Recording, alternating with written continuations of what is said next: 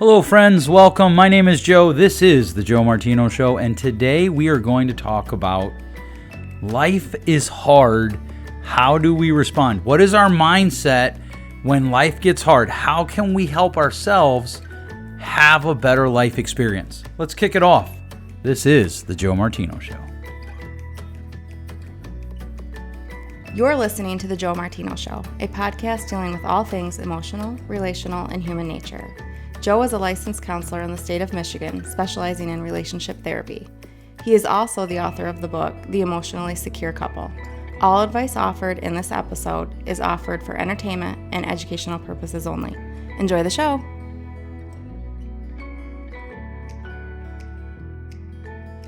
All right, hello friends, welcome back. I want to talk to you today about something that I feel is overlooked and often undervalued in how we approach life, and that is our mindset. I'm hoping that today, when you're done listening to this, you'll take some time to consider your mindset, and I think that this is something that we can all fall victim to, that is something that we can all struggle with, is looking at our mindset. Even this morning, I got an email about something I was trying to do, and it said, nope, sorry, we're not going to do it with you, but you can appeal it here. Okay, so then I need to get into that, and I need to wrestle with that, and I need to figure that out. And as we run that out, as we get to that place, it can be very difficult. And you think about parenting. I watched a video recently where someone in a field adjacent to mine was talking with a mother, and she was just talking about how hard parenting is. And the person that was interviewing her, there wasn't really an interview, but the person was interacting with her, he did a good job of asking questions like, okay, well, so one of the things that we know is when we have a mindset that starts, our brain looks for activities that confirm that. So the difference between an optimist and a pessimist is not that the optimist has more good things happen to them and the pessimist has more bad things happen to them. It is typically that the optimist has trained their brain to find and retain the positive things, and the pessimist has trained their brain to find and retain the negative things. And so the guy doing the interview kind of pointed this out to her, and he asked her, like, hey, is there any evidence in your parenting that you could look at and say, actually, parenting teenagers is fun? Or is there anything that you could look at that you're currently saying, well, see, here's the proof that parenting teenagers is so hard, and maybe you could reframe that to be something a little bit different in how you look at parenting, which is a great question. It's a fantastic question because it's something that you and I have to really wrestle with. And it's two things. One, what am I looking for in every situation? Am I looking for proof that something is really hard? Or is there another way that I can frame what's going on? I feel like mindset gets a bad rap in our society. Like it's almost like, oh yeah, that's just some sort of psychological foo-foo that doesn't really work. But it really does work. It really does change things. I want to spend a few minutes thinking about the implications of the research that says the difference between an optimist and a pessimist is how they've trained their brain. What are the potential implications of that for anxiety? Isn't that an interesting question? And some of you may be angry with me right now because as you listen to that, you're kind of thinking, well, what are you saying? My anxiety is because that's how I've trained my brain. That's not true. I can't help it. I'm going to push and actually say, yeah, that is somewhat of what I'm saying. Now, here's the thing. I want to be clear. I think that there are things that we get anxious about, and anxiety can be a good thing because it helps us stay alive. But certainly there is a truth that we can look at our anxiety, and as we grow, we can decide how do we train our brain to, first of all, respond to situations, but then secondly, respond to the anxiety that we're feeling. And often we use words that are disempowering. That makes me anxious. I can't help being anxious. Well, that's not accurate. Neither one of those statements are accurate. I feel anxiety is the most accurate statement there. Or maybe they're accurate. I can't even say that. I was going to say maybe they're accurate, but they're not completely accurate. I just don't believe anything makes us anything. We can feel that in the moment. And so one of the things that we have to start looking at is what is our mindset? Because here's the thing, our mind may well be the most powerful tool that we have. It may well be the most powerful tool that we have to change our situation in life, whether it's we're dealing with anxiety, we're feeling defeated, we're feeling discouraged, whatever it is, the most powerful tool we have is our mind. I can see this so regularly when I'm working with couples and I'm talking to them about mindset, and often they don't like it in the beginning. They want me to talk to them purely about behaviors. They want me to talk to them purely about communication. I've said this before, I'll say it again. There is a joke amongst almost every relationship therapist I know. Every couple that comes in, their only problem is communication. In reality, often their problem is mindset. Parenting, people who come in struggling with parenting, it's mindset. I love parenting. Now, does that mean I don't find it hard? No, I do find it hard. But when I think of parenting, oh man, that's hard is not the first thing I think. to be honest with you, I actually think, man, parenting is fun. It is hard. I've walked through my kids going through some very painful things in their interpersonal relationships, and I believe that the best thing I can do for them is to,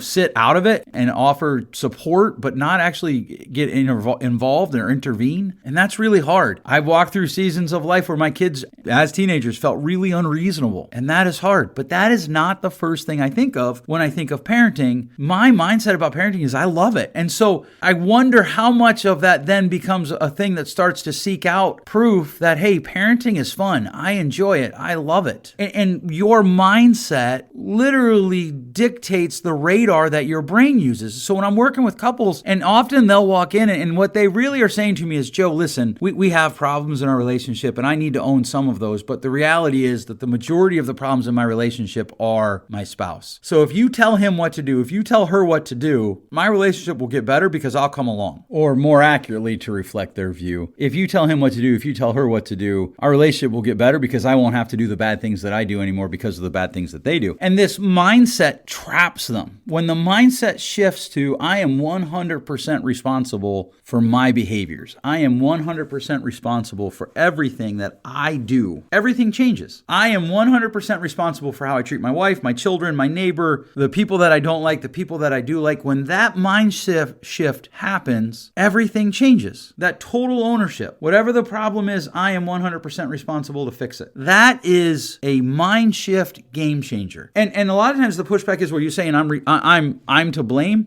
I don't even think in those terms, but I do know this. I don't care who's to blame when we can figure out who's responsible to change it. And if you can change it, why wouldn't you? Whatever it is. And sometimes there are compelling reasons not to, but it does become what is it that I'm trying to change? Is it me, my mindset, or is it another person? Or even when it comes to something you're going through, are you in graduate school? Are you in college? Are you parenting? Right? One of the things I tell parents of young children, I personally think parenting young children, especially multiples, so like you have 3 kids under 5, 2 kids under 4, et cetera, I think that's the hardest age of parenting because their needs are so much higher than your teenagers, their physical needs. And you can't pause, right? Because you've got to kind of keep an eye on them so they don't burn the house down or hurt themselves. And as you get older, that changes. As you get older, they get older, and so that changes. And yet the thing I always tell people is it's okay. Like I was talking to a mom one time, and she was very upset because she had multiple kids and she felt like her life was wasted because she couldn't do any of the things that she wanted to do outside of her kids. And I told her, I said, look, this is like 7 years of your life.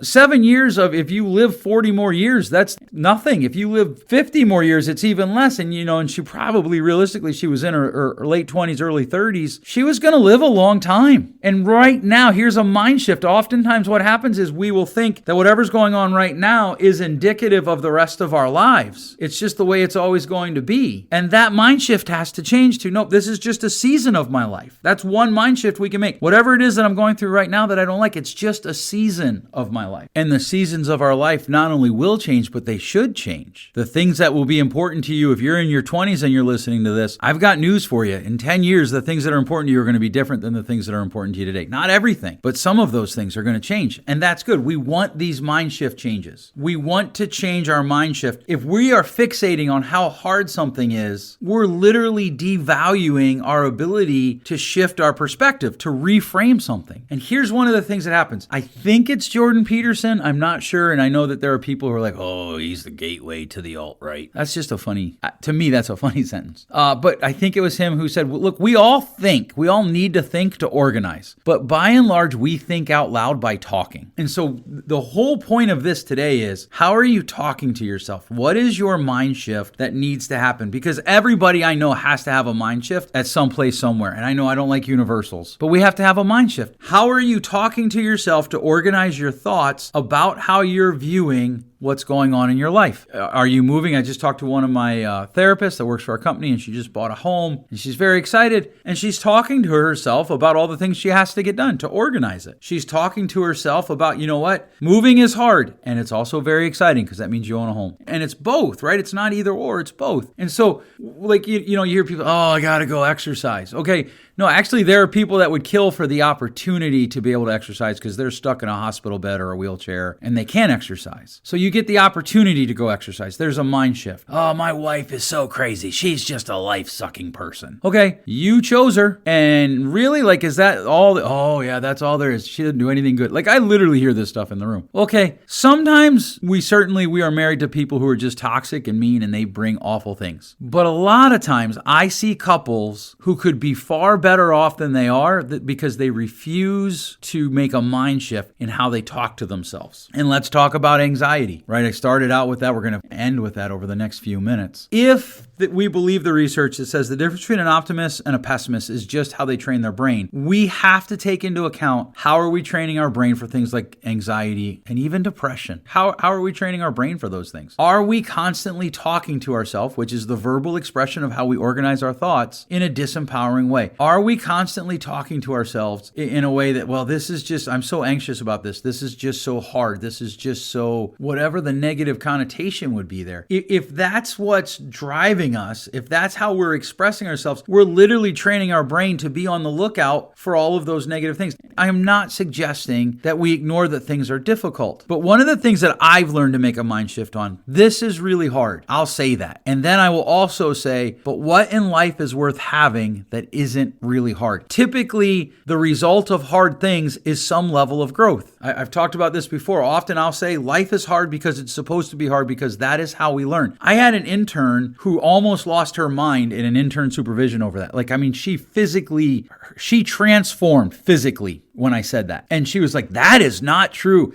And her voice raised and she started like pointing her whole hand at me, almost like a tomahawk chop, like rah, rah, rah, rah, rah. 3 months later, she admitted to me that she just lied because she needed to get something done. She's like, yeah, I just lied to you because I was anxious and I couldn't help it. Her mind shift needs to be, life is hard because it's supposed to be hard because that's how we learn. And I would suggest she needs to mind shift from, it's probably not okay to lie just because you're anxious. Like, it wasn't an apology when she admitted it. She just flat out said, I lied because I was nervous. She'll never work for me, ever. I'll never offer her another job, right? Because being an intern is a job. But not only that, I'll be nervous about working with any agency that she does work with. Well, Joe, you should mind shift that. Maybe, I don't know. I'd have to see changes, right? Like, I would be very cautious, might be a better word. But the mind shift that has to happen is she's got to move away from this idea of, well, I can't help it. That's not true. That is not true. I just can't help yelling because I'm anxious. Not true. Or back to, yeah, this is hard. And I've said this before. In fact, the same time I had that intern, we were talking one time about how one of my great frustrations in graduate school was when people would be like, oh man, this is so hard. I got to write a paper. And I would often say to them, you're in grad school. What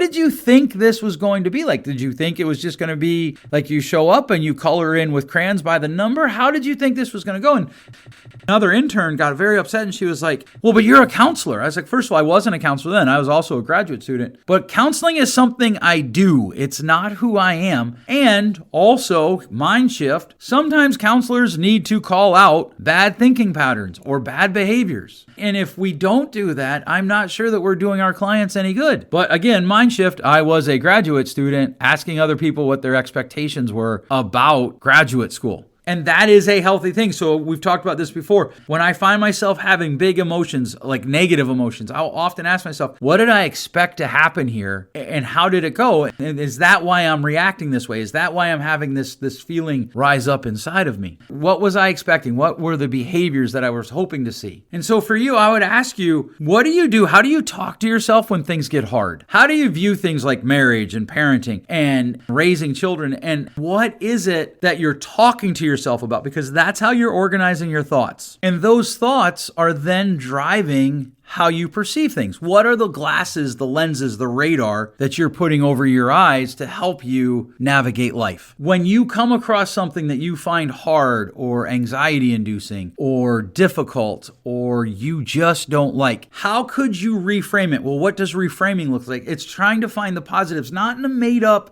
fake sweet way, but in a real way. Like, okay, this is hard, but there's a benefit to it for me. There is a benefit to my body. Like if you think about physical exercise, there are days that going to the gym, it just sucks. Like I have often said, a bad day at the gym is probably better than a good day of doing nothing. But that's because a bad day at the gym helps you build. But there are some days you just take it off. You know what? I'm just not in the place to go to the gym today. And going to the gym is a privilege, not a chore. Reading. Well, my daughter and I were talking about how she went from I hate books and will never read them to now she's like, Dad, I need a bookshelf. Like I need to figure out how to organize the books in my room. Okay, cool. What happened? She had a mind shift because she purposely engaged the habit of reading over the course of a whole school year. She was forced to by her school. Either way, shout out Lowell School District, Lowell, Michigan. But either way, she had a mind shift because of her behavior, which then changed her behavior. Because a mind shift is an intentional behavior. How else can I see this? What's one of the biggest things we do in counseling is we help clients kind of back away from whatever it is they're seeing and say, are there other ways that you could see this? And that's the question I want to leave you with today. Are there other ways that you could lens or put a lens on the things that you are trying to do, the things that are struggling with, the things that you are hoping to do, but there's these other things coming in. Maybe it is parenting. Maybe you're like, oh my word, I just need the baby to sleep one night. And comparative grief is dangerous, but there is a value to remembering when you didn't have kids. Well, I never wanted kids. I had somebody tell me this one. Well, I have two, and I never wanted them, period. It was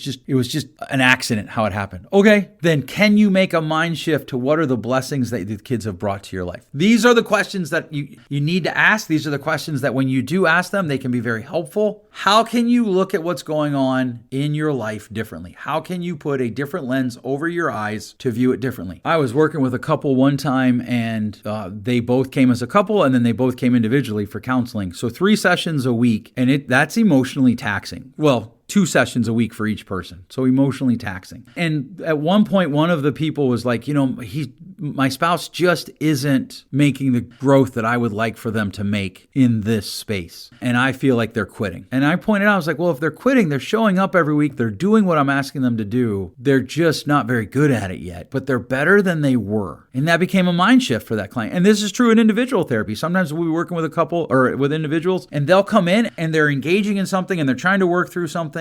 And as they try to run down health, obviously they come in and their focus is on the things that they're doing that are not exactly healthy. Because we have to look at those so that we can replace those behaviors with healthy behaviors. And often I will have to remind the client, hey, let's not lose sight of how far you've come. Let's make that mind shift change from, oh man, I've got all this work to do, and that means I'm never going to get it done, to I've got all this work to do, and look at all the work I've done. Look at all the things that I've been able to improve in my life. Look how I've been able to change how I respond in certain situations. And I can leverage those behaviors to then change in other situations. All right, if you have any questions, please feel free to reach out to me, joe@joemartino.com. Please put podcast in the subject line so that I know it's about the podcast. And I look forward to hearing from you. I try to answer every email I get. Sometimes I don't. Mostly, by and large, I do answer every email that I get about the show. If you have any questions, feel free to send them in. If there's a topic that you would like me to talk about, feel free to send that in. Thanks so much for listening. We'll catch you next week. Thanks for listening. If you enjoyed today's show, please share with a friend. And hey, give us that rating in your podcast store. Until next time, change possible.